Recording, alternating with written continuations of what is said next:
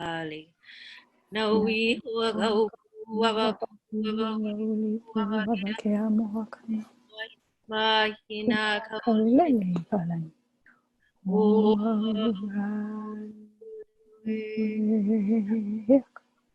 Oge akano ia mai kahiku akahiki moi mai kahiki mai kane. Ia makapule ka wai hoa. Ia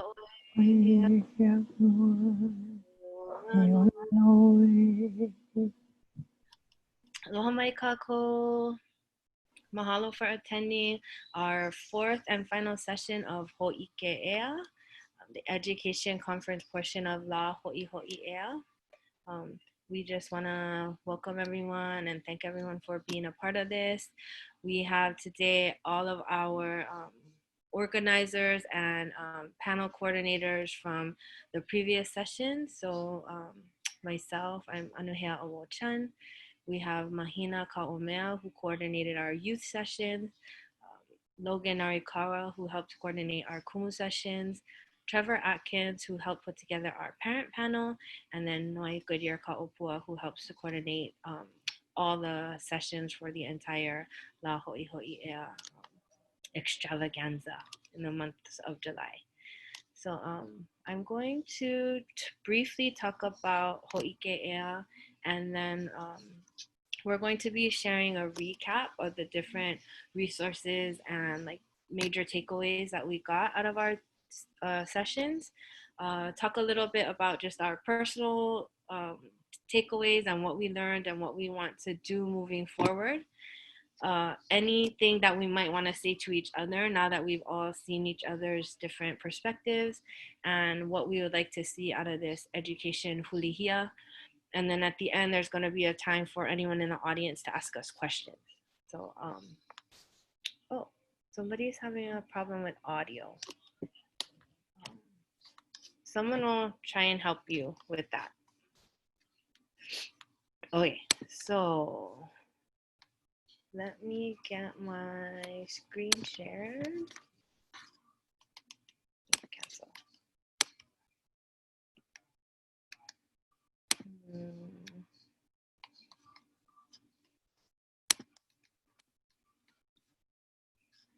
Oh,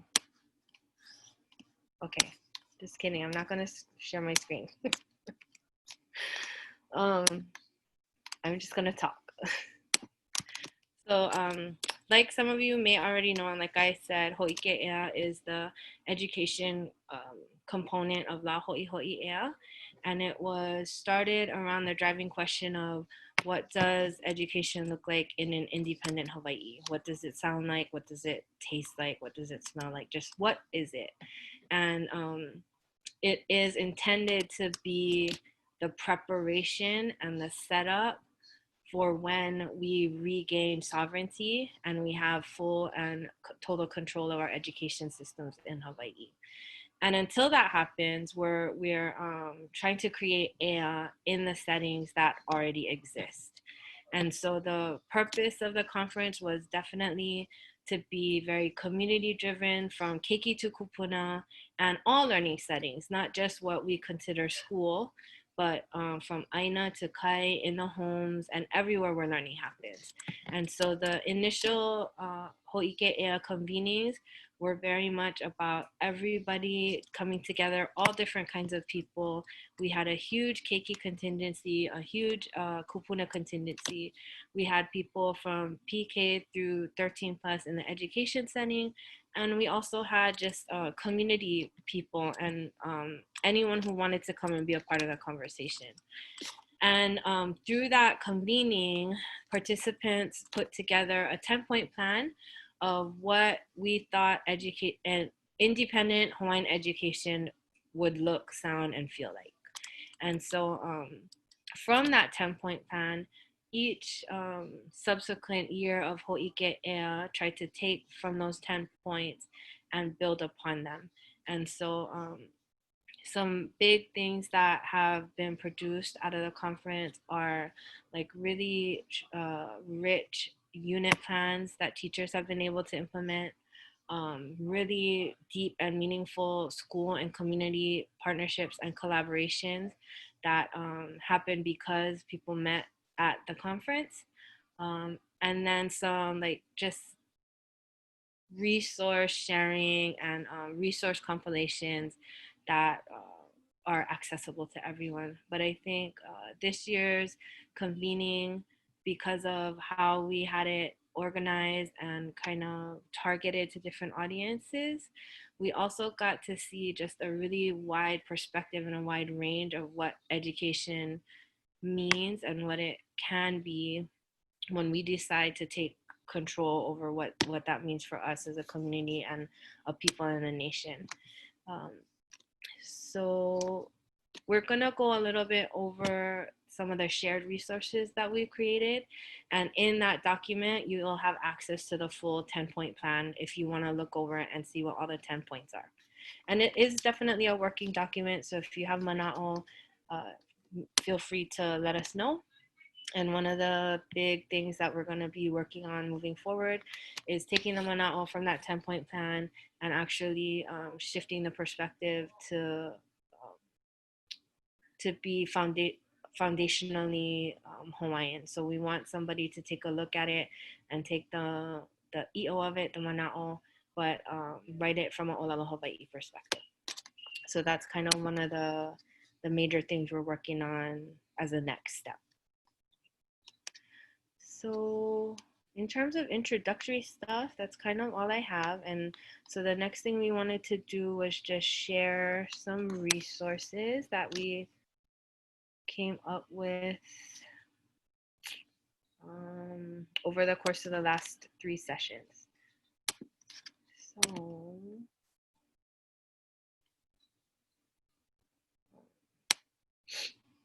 this is a document that is shared in the chat. And if you would like to add resources to it as you see fit, people can comment and just let us know anything else you'd like us to add to the document, and we can throw it up there. So we're going to start with our youth convening, and Mahina is going to talk a little bit about what she's included here. Aloha kako. Mahalo anu for that beautiful introduction. So I'm Mahina Ka'omea, and I was a kako'o for the Hoike Ea Opio session. And this is a list of resources that came out of our panel.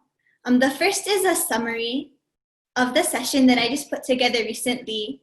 And we each chose to summarize our panels in different ways. But I thought a cool way to do it would be to share a couple of quotes from each of our panelists that stood out most to me, and to let them share their mana'o in their own words. These were some of the quotes that stood out most powerfully to me. A lot of them are about inspirations for activism, challenges that youth face and are working on, and futures that Opio, like myself, Hina, Desiree, Anela, and Nakaya are envisioning for ourselves and our communities. So if you didn't get a chance to check out the panel, feel free to look through those quotes. Those are also quotes that I'll probably be referencing at different points through our panel today. Anu, could you? Yeah. And then I've also included the handles for Kia'ike Kahokani and Hawaii for Black Lives. So Kia'ike Kahokani is a hui of Kia'i Mauna at the University of Hawaii at Manoa. Hina Ka'opua Kumonai's daughter is a part of that, and she talked about that being a really strong hui and place of support to go to learn more about Mauna Kea and other issues facing the Hawaiian community while at UH. Hawaii for Black Lives is an organization that Desiree and Nakaya, who are also on our panel, are a part of. So go check them too. I know they're on Instagram for sure. They may also be on the other social media platforms.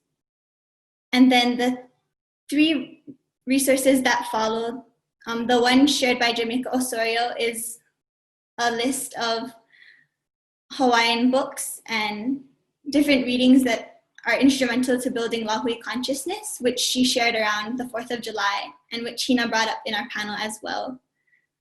Joy Enomoto's article, Why Black Lives Matter in the Hawaiian Kingdom, is something that I've been circling back to a lot lately after hearing videos of her speaking really powerfully at different events.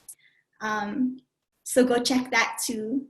And then the final one is Freedom Dreams, Poetry for Demilitarized, Decolonized Futures. And that's actually a zine that a group of us created at a Hoike Ea poetry workshop earlier this month with Emalani Case, who's a really brilliant poet and scholar who's working on demilitarization throughout the Pacific.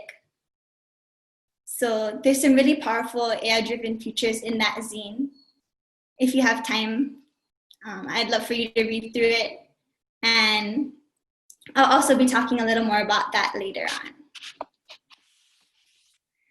That's all I got for now. Mahalo.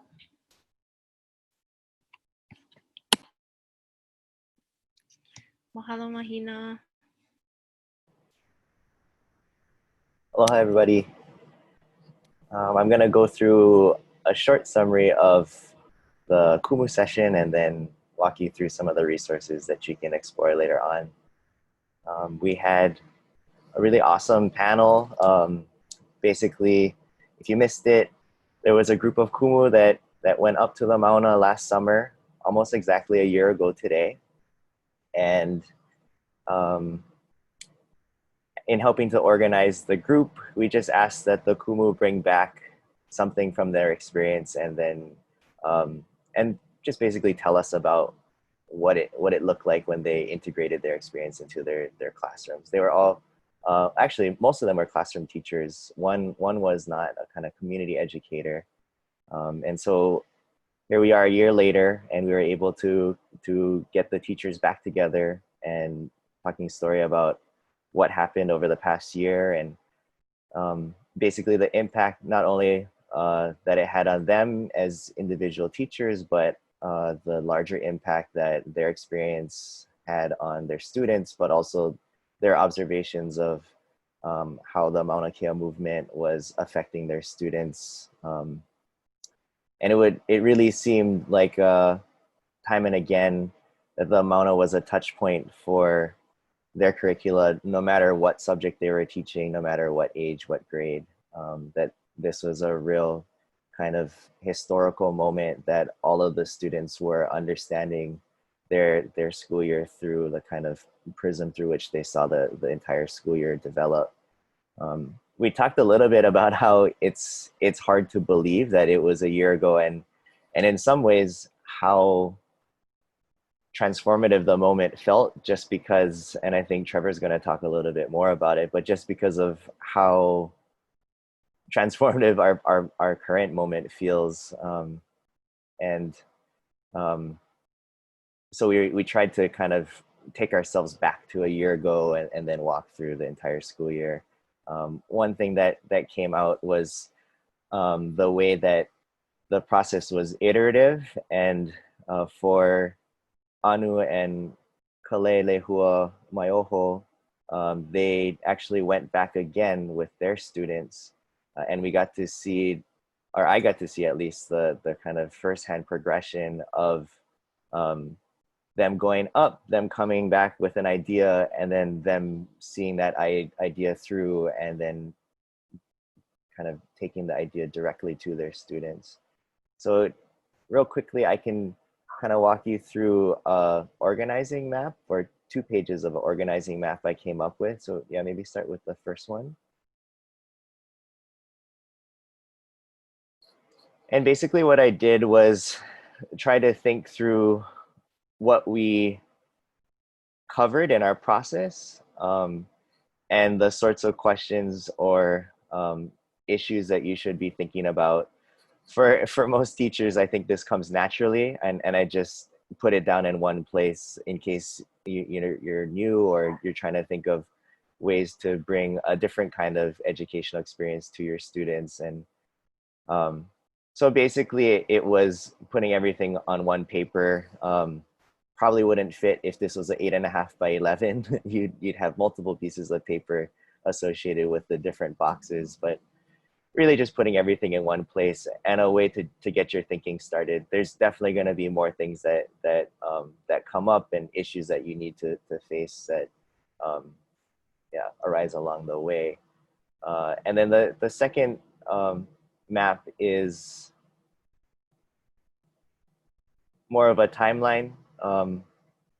The first one was kind of designating responsibilities, thinking through the kind of larger takeaways that you want your students to learn, and this one was just a way to put it in one place, like the kind of 4 benchmarks. It's kind of arbitrary. That just happened to be how I thought about our process, where teachers went up, teachers came back, they instituted their kind of individual projects, and then they shared back with the rest of us.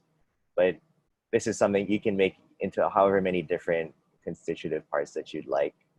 And the thing on the bottom was important for me because I was a kind of go-between. I was talking to the teachers, I was talking to the nonprofit board that I serve on, Hoike Ea, who was also helping to organize the trip, and any other kind of interested folks along the way who we thought would be either willing to help us or interested in participating.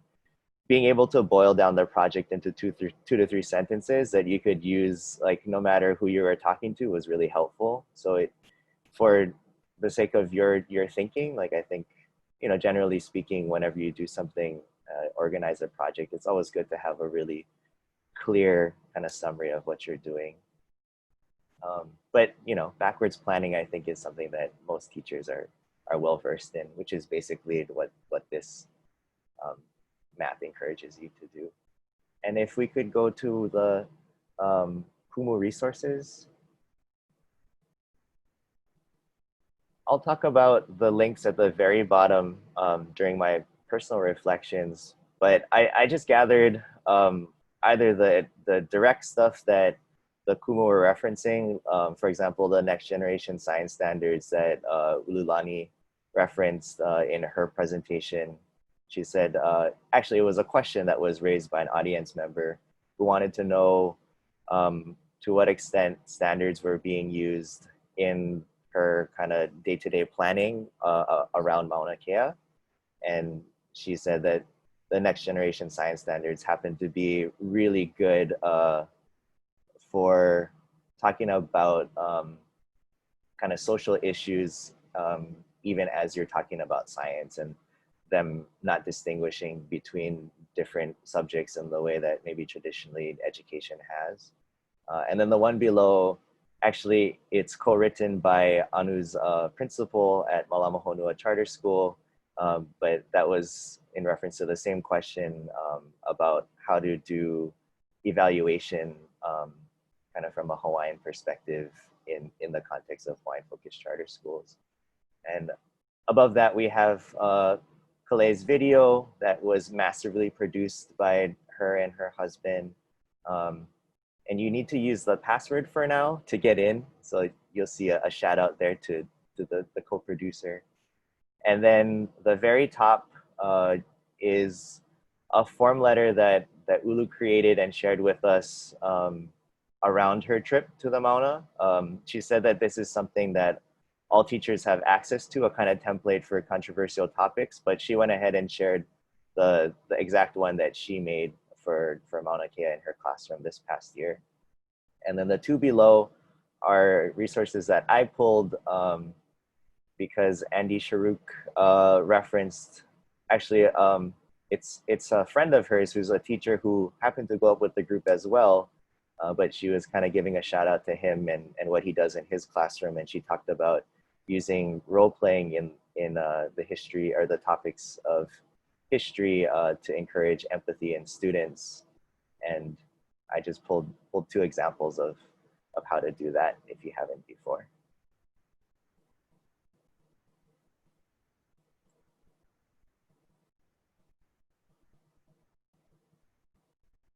Go ahead, Trent. Anu, did you want to add anything?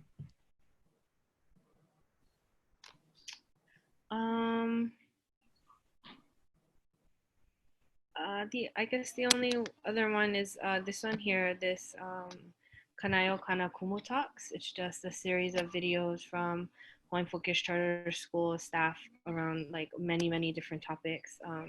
Some some related to distance learning, and some not. Thanks. Hello, my kako. I'm Trevor Atkins, and I want to reiterate, as I did the other week, what a privilege it is to work with all of these wonderful colleagues and mentors and students on Hoike Ea.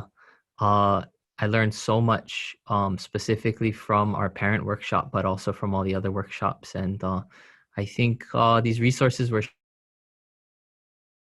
these are just a small part of some of the lessons that we learned over the past month in this series of Hoike Ea events. So that said, I think before I go into the specific things that are listed in our shared resource document, it's just the most powerful resource that we really identified in our workshop was each other, fellow parents, future parents, also grandparents, that just have so much experience. And if we can trust one another to kind of help us through the education of our keiki, I don't think there's any more powerful resource out there.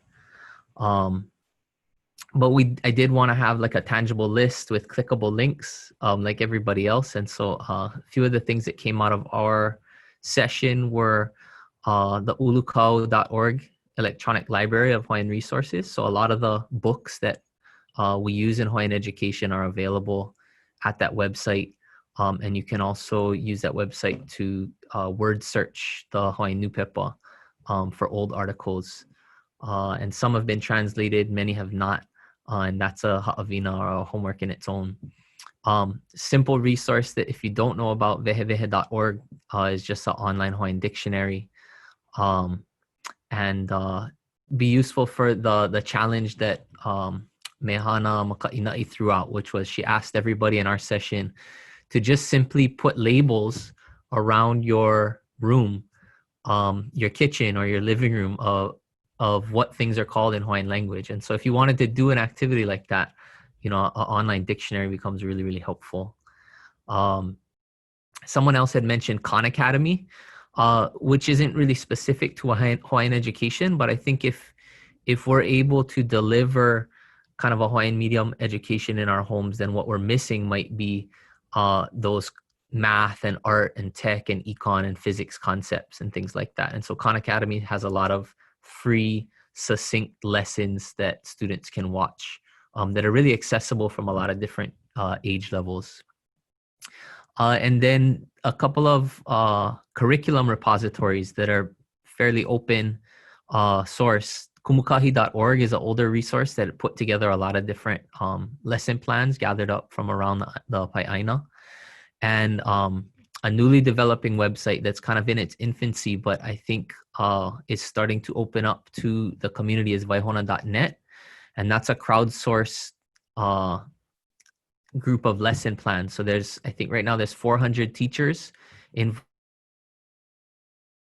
Each teacher is welcome to submit curriculum that would be free for others to use, and also welcome to use the curriculum that's up. And you also have an opportunity to contact other educators if you have more questions or you want to adapt something. And then at the bottom, I just listed, just to reiterate, that I think our biggest resources are our kupuna, the aina that we come from or that we live nearby. Even just the basic olelo that through your upbringing and whatever chants and songs you know, whether they're in Hawaiian or English or another language, are always a resource for your children. And one of my favorite suggestions that came out of our workshop was game nights. That just by playing games with your keiki, that a lot of life lessons come out of that about winning and losing and cooperating and competing and so on. Doing your chores and going on family huaka'i can all be wonderful parent resources. So hope that's of use to you folks. Mahalo. Mahalo, Trevor. And then quickly, just wanted to point out here at the top in general resources, Here's a link to the 10-point plan. And then this is actually a really amazing link. This is a compilation of biographies for each kupuna honoree that's been honored over the years, and the year that they were selected, and then the corresponding design, that the visual graphic that honors them as well. So that's also a cool resource on that. Okay. So the next thing we're going to talk about is just our personal. I had some stuff to share too, and I'm sorry. Hi. Go ahead. Yeah, aloha kako, noi, good year kaopua. I was really fortunate to be in all the sessions as backup support and audience, and so just wanted to add a few more things that that came out that were both directly from the sessions, but also from some of the conversations that happen around and outside the sessions. As conferences always are, you know, some of the best stuff happens outside the main rooms before you enter or after you leave. So one of the things, following on Logan's suggestion that was mentioning Andrea's resource about role play activities, I actually have a number of different ones that are great for people who are teaching secondary or college level. So one of them is a role play of the 1892 Hawaiian Kingdom Legislature. One of them is a role play for creating energy transition with Hawaii Island as the context. And another is a role play of the Waiahole Waikane Community Association's organizing against eviction back in the 1970s. If anybody is interested in using any of those, I can share them. I use them in my own classes, and I was able to connect a little bit with the teacher that that Andy had mentioned. I also want to say that the videos of all of the panels and all of the La Hoʻi Ea sessions are actually really great resources as well. And in particular, I wanted to highlight Nahua Ea, which is the spoken word and mele performance. And as Mahina talked about, there were workshops that led up to them. And so No'u Revilla and Emelani Case led some really beautiful workshops, and you can see the fruits of those in the Nahua Ea performance. But we'd also be really happy to share just the prompts for those. And we actually, as a family, because we've been homeschooling our kids, did some exquisite corpse poems, and we're using really basic kind of prompts. So one of the prompts, for example, is we come from people who blank, and then in ceremony we blank. So it's like everybody starts off a poem with that, and then you kind of pass it around. And so that's one way that you can use Nahua Ea. I'm also planning to, in my own homeschooling for my kids practice, use the poem that Mahina shared at Nahua Ea as an example of how you can use an oli and then mix that into your, and sort of remix it into your own poem. So it's one way that you can, especially if you're doing bilingual education at home, you can utilize the mele of our kupuna as ways to inspire new writing, both in Hawaiian and English. I also, from the homeschooling panel, Michelle Wilhelm shared the Ho'okua Aina website, and that has a ton, since that panel I have gone through it, has a ton of really great resources that are based on their 4 core values that they use at Ho'okua Aina, and a whole bunch of other resources that were compiled by Danny Espiritu. The Velina Manoa curriculum that was created by Maya Safri is also available online, and it's leveled. So if you're working with grades, it's like ages 0 to 8 is one level, and then ages or grades 5 to 3, 5, 6, or 3, 4, 5, 6, something like that. So that's another awesome website. And then another that was shared is Fat Ulu, which is more for the secondary level for creative writing, and that is also freely downloadable online, and I can share that in the chat too. Mahalo. Mahalo nui. So Logan's adding some of the links in the chat, and then we'll add it to our spreadsheet as well. So yeah, next we are just going to talk about either what we personally learned and going to apply moving forward, or what we want to do about the issues that we're facing moving forward.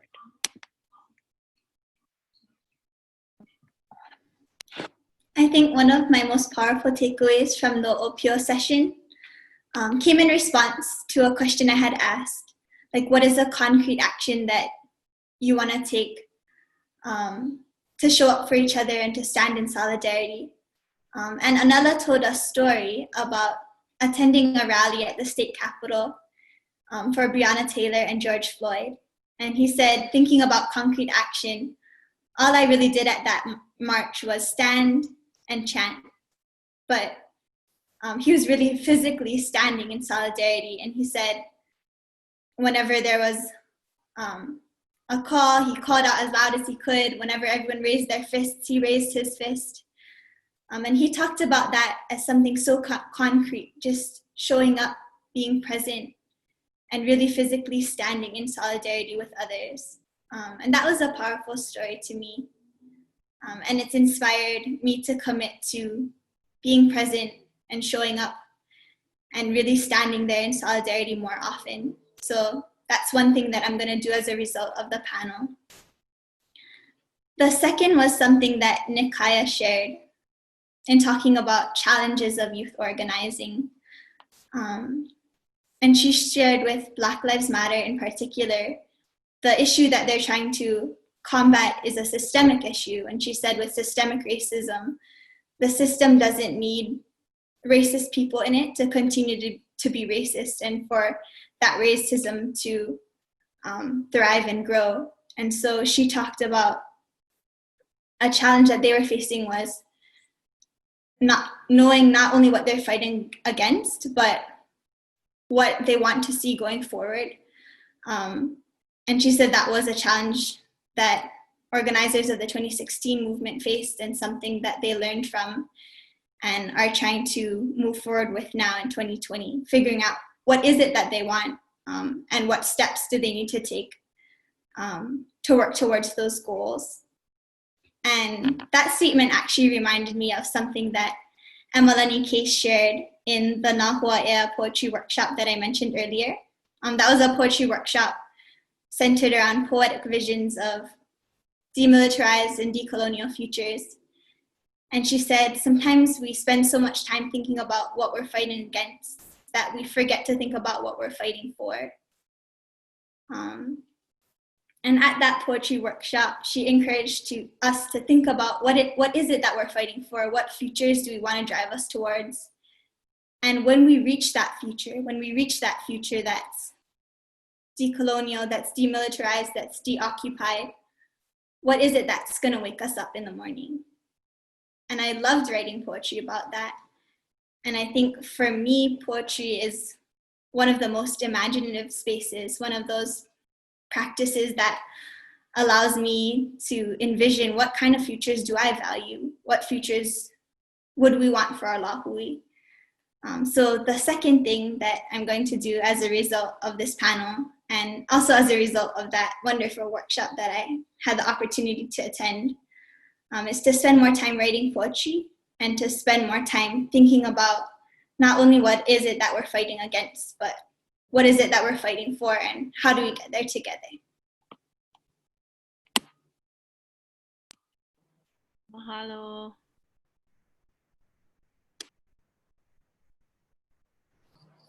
My way into reflecting on our panel and then thinking about next steps for myself probably follows Andy Sharuk's trajectory most closely, just because I share her positionality as a settler in Hawaii.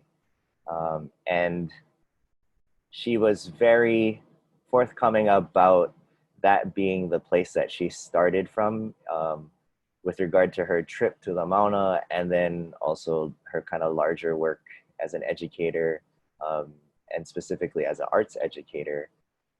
because that came from the same sort of inventory taking that asks questions like, who are you, but also what sorts of talents or gifts do you bring to the movement that you want to be a part of? And whereas she has the tangible skills of an artist, I'm not exactly sure how to articulate the skills or that kind of inventory of tools that I can bring. But I do know that I start from a similar place. And it's one that was echoed in the youth panel where the Kanaka and the Black youth both talked about the importance of showing up for other folks, but also being willing to show up and to listen, and be willing to follow when it was appropriate and when you were entering into something that you might not have as much expertise as somebody else who's leading. That is the place that I come from when I involve myself in Hawaiian movement building. When we were talking about how to wrap all of our programming together for this past month, Trevor had to remind us almost at the end of our call that we might be dealing with the effects of a hurricane today. Thankfully, we're not. For most of us, we were completely missed, right, by the effects of Douglas yesterday. But this pandemic, this stay-at-home situation, this immense moment of transformation, social economic unrest, and kind of questions about the viability of our very basic kind of institutions that govern and are supposed to regulate, things as basic as public health. It's so timely that we can gather and talk about this in the context of that future that we hope to bring into existence, and the one that shouldn't be so far off that we only engage through kind of fantastical thinking. Like, I think poetry often is considered fantasy building in that way, but what it does is it allows you to realize that, like, envisioning the future is a very concrete kind of activity that you should undertake, that gives you the permission to step outside of what is normal, because we've normalized so many things that are really unhealthy and frankly should be abnormal to us, but we just see them reinforced in our day-to-day lives, that it's sometimes difficult to shift ourselves out of what we see. So I included some resources at the end of the Kumu resources list about, certainly we're not out of the woods with the pandemic, but how this is really a dress rehearsal in some ways for an even greater kind of public health crisis, or, kind of crisis facing humanity around climate change, and that all of the changes being demanded of us in this moment look a lot like the sorts of things that we should be considering for the future that we want to enact when we seriously confront the issue of climate change. And then I included links there that show the ways that, climate justice is linked with racial justice, is linked with kind of indigenous issues, especially around Mauna Kea, where we can think about the history of colonial racism and its kind of tie to science and scientific racism, and how that legacy leads us to a point where it's very difficult for us to take a step back and think, what is most healthy for the Mauna, instead of what is most healthy for our budgets, our pocketbooks. So I included those links as a way to kind of lead to further investigations if you're interested. And as far as a kind of more tangible sort of commitment, I really appreciated the work that the teachers were doing this past year, and I really enjoyed being in conversation with them and helping to just be available to kind of shepherd that process. And so I threw it out last time when it was just us teachers, but that's something that I would like to continue doing, the work of kind of keeping at least this group going throughout the year so that we're not just checking in 1 year later. So for other teachers that are interested, not that I need to be in charge of that process, but I want to be a part of that process for other teachers that want to do something like that throughout the year and check in with each other. And, you know, that might look different because as parents, a lot of us are becoming teachers at home. So the Hui might be teachers and parents because our roles are kind of converging. That's something that I would like to do. Mahalo. I'm gonna keep mine super quick. Before last school year, I worked for about a decade at Hala Kumana, Hawaiian Focus Charter School, and then I moved over to Malamohonua.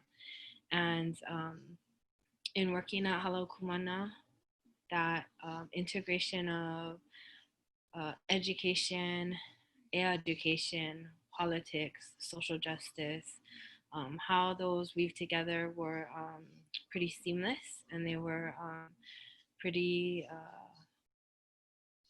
aligned with how I personally approached education as a teacher in my classroom.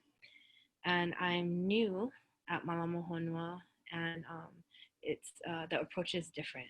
And so for me personally, I have to be able to shift and adjust my perspective and my ways in which I move without compromising what I feel like is most important to bring about educational change that benefits us as a Lahui, um, as as an island nation, just as a communities in general. And so I'm still trying to work out like what exactly I have to do in the concrete, but I just know philosophically in my mind that I'm still trying to find my way and find my place in a new setting that has different perspectives and different ways of being. So that's kind of like my charge for myself that was reinvigorated and re-inspired through the sessions, the Hoike Ea sessions this summer. So just wanted to mahalo everyone for all the hard work that they did in putting together those sessions because it really was a good reminder for me. Thanks. Go ahead, Trev. Um, I I was just really fortunate to be a part of the parent panel.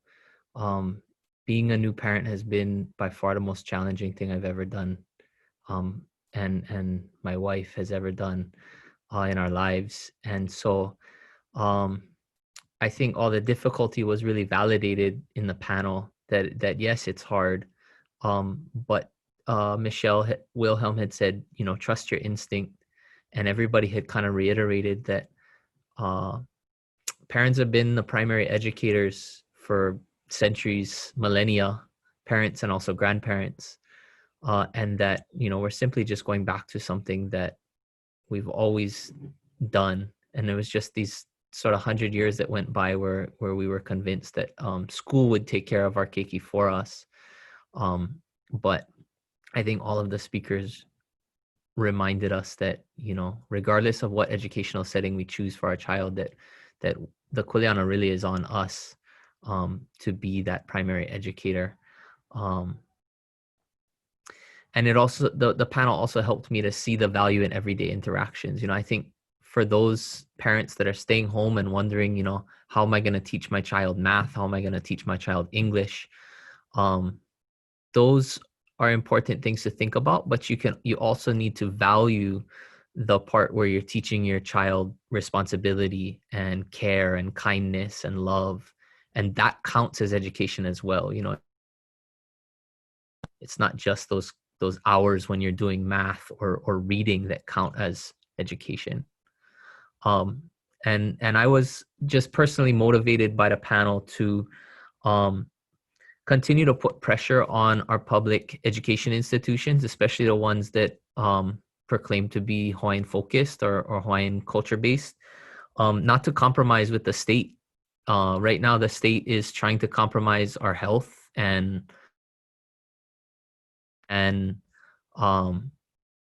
I think we need to continue to assert our ea. The Kulakaya Puni and the Kulaho Amana, the charter schools, were all founded in struggle.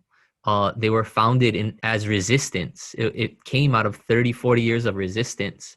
And so it wouldn't make sense for us to suddenly just start going along with what the state mandates because of a pandemic or because of a martial law institution. We need to continue to put pressure on the inside. And then also I want to continue to support friends of mine that have just gone off grid educationally, and they're doing their own education institutions. They're setting up Ohana-based schools and homeschools, setting up their own tax systems, and starting to try and just really decolonize the way that we think about education. So those are some things I plan to work on this year. Mahalo.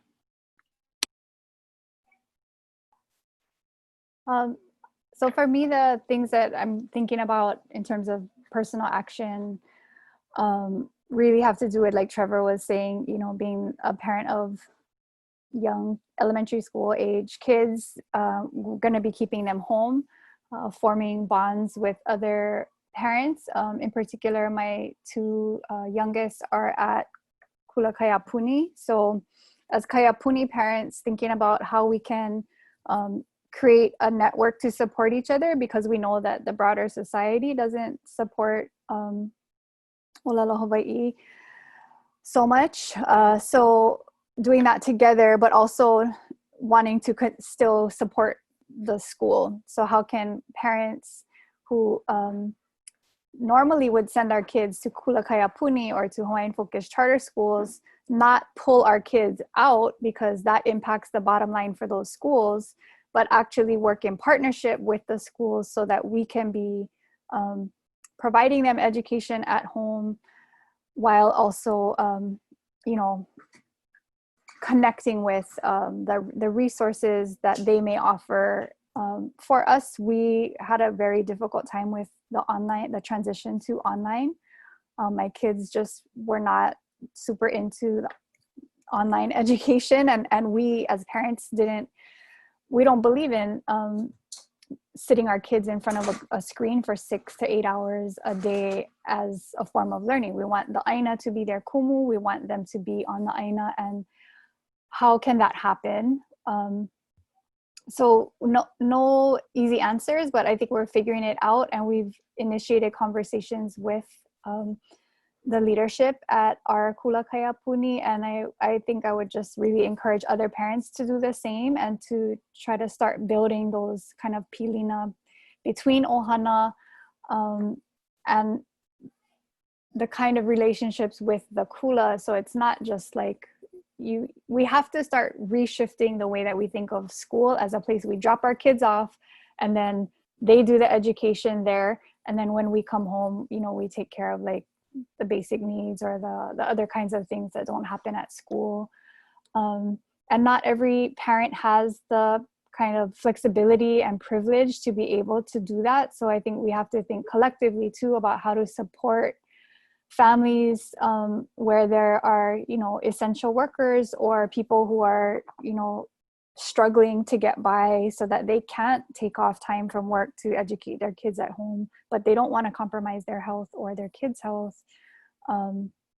So those are the kinds of things that I'm interested in continuing to talk about. And then also want to just say that particularly the youth panel, this in Hoike Ea, really made me think about how both in our home-based education and in our Hawaiian schools, we really need to be more thoughtful about including Black voices, including Black histories, including helping our kids to think about the linkages between these struggles. I think we do this to some extent, but can do way, way better. Maybe that segues into the next question.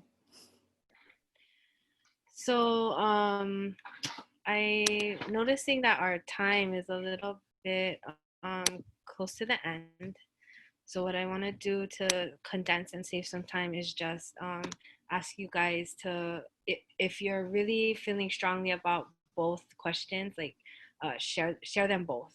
But if not, you could share either something you would want to say to the other groups that we've been kind of collaborating with. So from the Kumu perspective, if there's something you wanted to say to the youth or to the parents, or if you wanted to share something you'd like education to change other this huli here.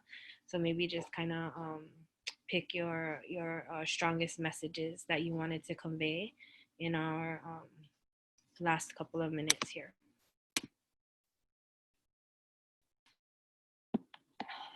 I think I'll answer that first question, responding back to the other two panels.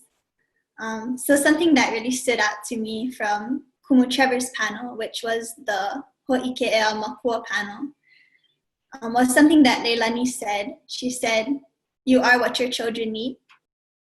And I just really wanted to kako'o that, because over the course of our panel, I think there were so many examples of how youth's families and ohana and kumu have been what they need, and have really nurtured our growth and brought us to the place where we are today. So I asked them towards the beginning, like, what sparked your activism, or what helped you to get interested in youth organizing? And I think the better question to ask would have been, who sparked your activism? Because for so many people, it's their ohana. So Desiree talked about her grandmother, who was a Black Panther, and her mother, who grew up in the 60s, and both of them being really instrumental to teaching her to fight for Black lives and Black rights, and really giving her pride in that part of her identity. And then later on, Anala shared that what sparked his interest in activism is his mo'oku auhau, his genealogy, and how both from his makua and his direct ohana, but also after learning about Hawaiian history and the roles that our people have played in ku'e and resistance through generations, he feels that organizing and activism and struggle is part of his blood. So in the words of those two opio, I think we all have similar stories, and we all want to mahalo you for the work that you do, and thank you for your kako'o of us in the ways you've helped us to grow. And we love you, makua and hupuna and ohana, and you are what we need. Also with Kumu, I think there's a lot of positive examples of Kumu being what students need. Hina shared a story of her school, Halau Kumana, and a rally that she went to when she was in 7th grade, marching from Thomas Square to the state capitol. And she said it was a protest against the use of genetically modified organisms. But that being really instrumental to her growth. She remembers walking with the lehu lehu, and also walking alongside her classmates and her teachers, and seeing them in those roles of activism and protest helped her to feel like she had a role there, and that being ku'e and being active in those ways was something that she wanted to spend the rest of her life doing. So I really love that story, and I think it's a testament to Halau Kumana and the Hawaiian Charter School movement, and how those schools have been what students need. I think there's also examples where Kumu and school systems more generally can do a little bit of a better job of being what students need. There was a story that Nikaya shared that she sees a major challenge of activism is not being taken seriously as youth. And she said sometimes, especially with the experience of organizing the Black Lives Matter March, they experienced a lot of resistance from adults and felt like their voices were being drowned out. So she talked about the importance of youth being willing respectfully to push back at times and to say, we know what we're doing, we know what we feel that our community needs, and we're going to take action in that way. So I'm so proud of youth who are doing that. But she also talked about the importance of adults being willing to allow youth to be in spaces where they don't feel uncomfortable to have their voices heard. So I do want to extend that as a challenge too, that you are what your students need, but also if you can, try to be even more of what your students need and try to amplify your voices in whatever ways you can.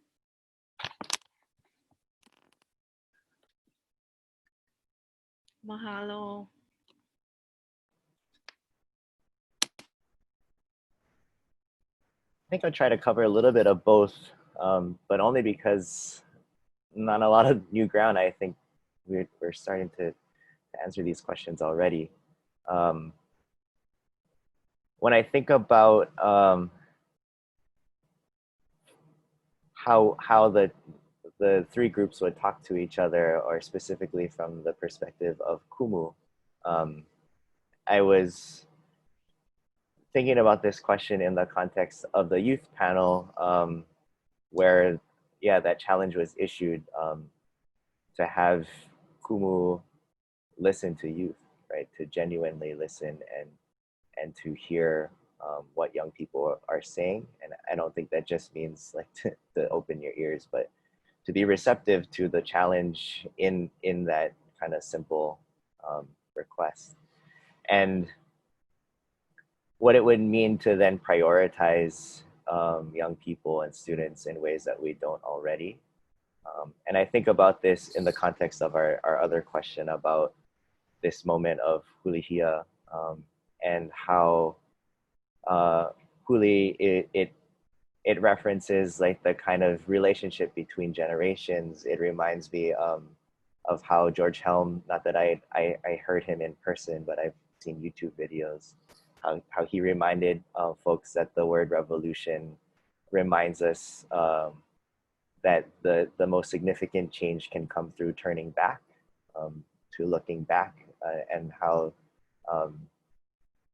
people in the kind of Black Lives Matter movement are proud to call themselves radicals, in the sense that like the radical is the one who looks at the roots of a problem, but also can discover like the pride in their own kind of ancestry, the roots of where their people come from.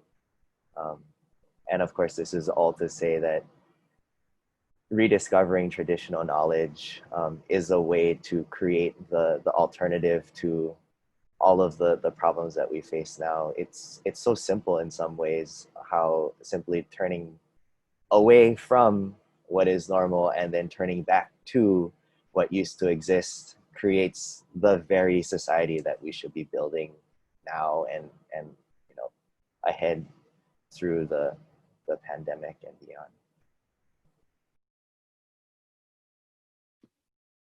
Mahalo. I guess I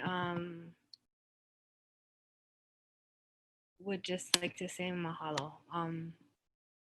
So mahalo to all of our youth panelists, and Mahina, as representations of this growing movement of young people who are coming into their own, and realizing that they can be a part of solutions that maybe they weren't the cause of, but have to help solve for their own futures. We are seeing it in so many places that youth are the ones that are gonna like lead us out of these times that we're in, and they're doing it with and without support of the adults in their lives. And so I'm just always really appreciative of the time that I get to listen to young people who are motivated and activated, and trying their best to like be the change. Because when you're in education, you don't often get to see the fruits of your labor in that moment, right? You have to wait until like many years later to know if what you put in was um, gonna produce something that was like positive and impactful and powerful.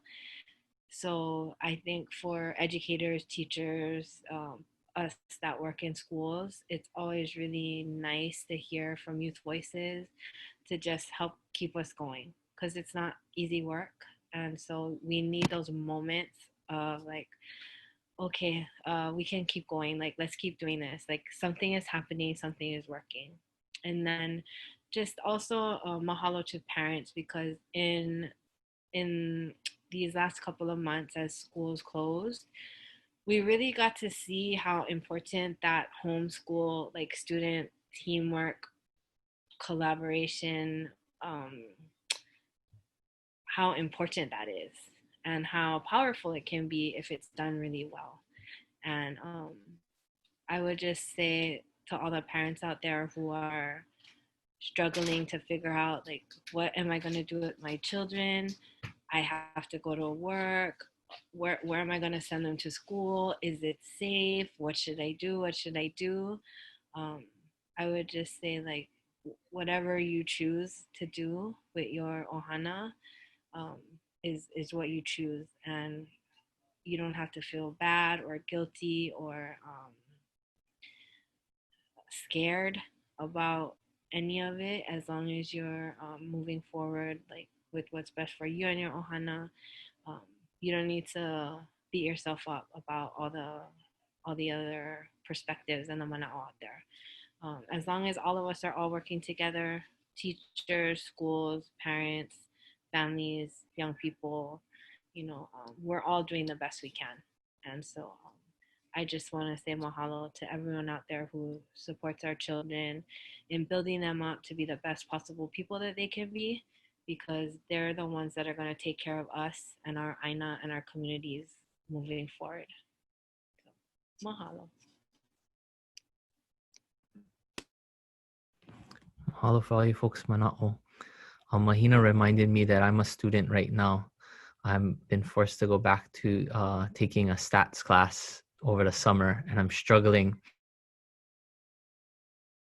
The professor who loves stats gave us a stat that the average score for students that use her office hours is an A, and then the ones that don't get a C. And I still haven't gone through her office hours. And so I have a challenge for both the students and the teachers listening in now and later on a recorded version. My challenge is to seek out that one-on-one time with your kumu, and also to seek out that one-on-one time with your students. And I think that the beginning of this school year, at the very least, is going to have the smallest class sizes we've ever had.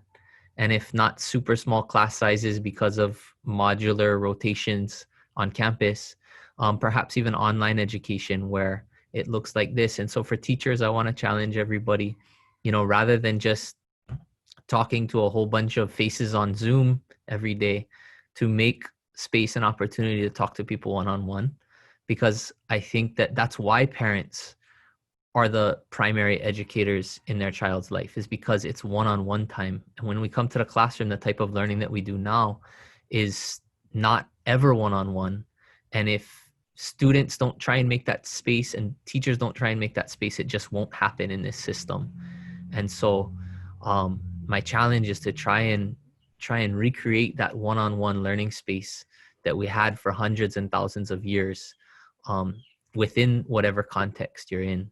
And this has just been an eye-opening month for me, being a part of this panel, and I've enjoyed it, and I've got a lot of homework to do. Oh yeah. Mahalo. I also want to begin with mahalos. First of all, mahalo to Anu and Trevor for really getting Hoike Ea rolling and being committed to it over the years.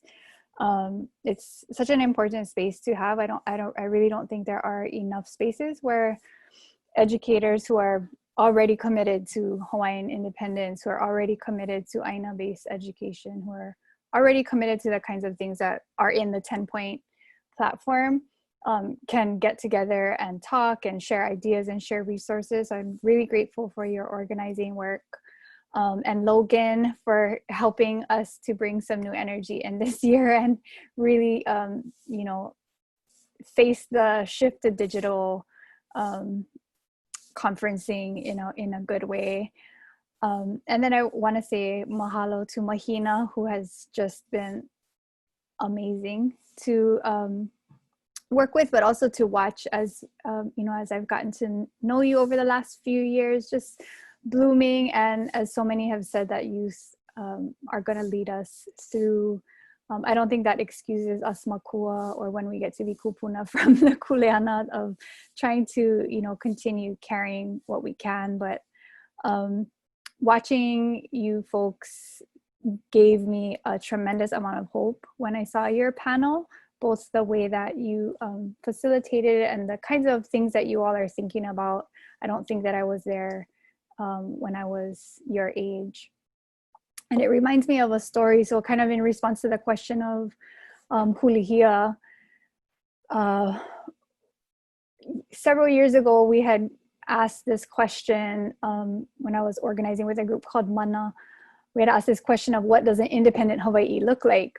And one of my favorite answers to that was Puni Jackson, who works up at Ho'olu'aina in Kalihi Valley. And what she said was, when I'm hapai, or when I'm giving birth, do I know in advance what my child is going to look like? No, I don't. I do the hard work and the labor of giving birth, but I don't know specifically what they're going to look like until they're born.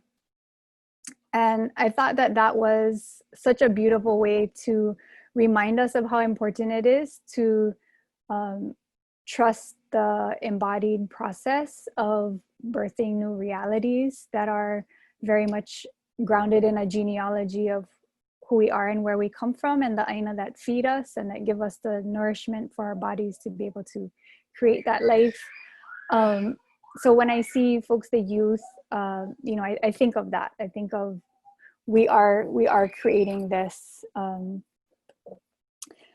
transformation in education that we don't quite fully know what it's going to look like yet. But one thing we do know, and in terms of what the pandemic is teaching us, is that the forms of indigenous education, of Kanaka education that have sustained our people for generations and generations and generations is actually far safer than the kind of institutional education that happens in schools.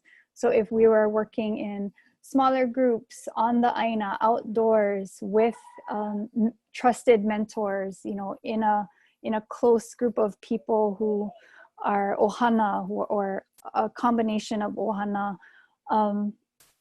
that is much more similar, just to kind of go back to what Logan was saying, to what our kupuna were doing. And hopefully we can find ways in this transition, in this hulihia, to build the bridges so that we can transition out of that kind of like monster educational institutional schooling where you have thousands of kids on a single campus, in classrooms where they don't have any contact with the streams in their ahupua'a, or the shorelines, or the things that really sustain us and our lives. So hopefully those are the kinds of things that we can keep birthing and thinking through together in the coming year. And maybe next year's Hoike Ea we'll get to come back and reflect and say, wow, look at all this amazing new, old ways of doing education that we have birthed. Mahalo. Mahalo. That's kind of like the end of our formal set of questions. If there are any questions from anyone watching, we could take some of your questions now. And I can check the Facebook too. I didn't see anything in the comments on Facebook, but we do have 25 people watching live on Facebook. Mahalo to everybody out there watching us. So if you guys think of anything that you guys want to ask any of us or some of our panels from the other sessions, definitely reach out to us on any other social media. If you want to add to that shared resources spreadsheet, just drop the links in the comments and we can add it. Hoike Ea is all about like us collectively trying to create this this educational sovereignty. So it's not about any one of our perspectives, but about how all of us want to come together and co-create what it means for us to have independent education in Hawaii. So we just want to mahalo everyone for tuning in, for sticking with us. If you're a teacher or school administrator, you're already getting back into the throes of your new school year starting. So we know how different and stressful that is turning out to be for some of our education settings. We wish everyone all the best with that.